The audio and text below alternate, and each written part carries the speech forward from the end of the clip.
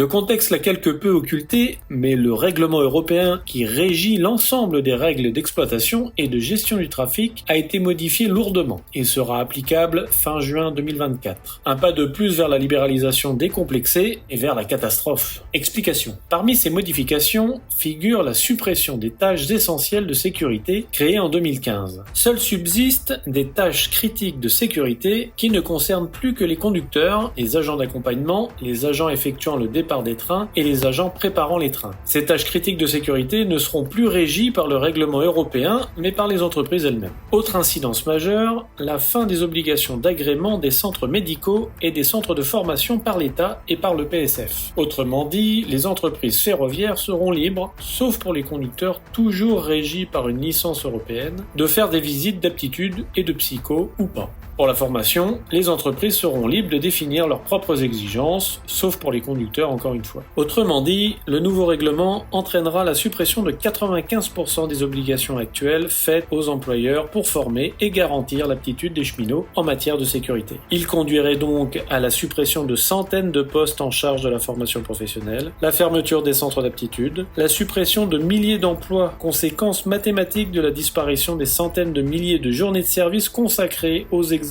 d'aptitude et aux formations professionnelles, la baisse des niveaux de qualification et donc de la rémunération et l'abrogation des exigences d'aptitude physique et psychologique. Nous ne savons pas pour l'heure comment la SNCF appliquera le règlement. Mais dans une Europe où les libéraux nous conduisent toujours plus vers la libéralisation et la recherche de rentabilité, le risque de dérive sécuritaire sur le réseau est toujours plus élevé. Prochaine étape, et pourquoi pas carrément supprimer la licence de conducteur tant qu'on y est. Encore une bonne raison de s'organiser pour imposer une autre voie et remettre le train sur de bons rails. Syndiquez-vous, organisez-vous avec la CGT.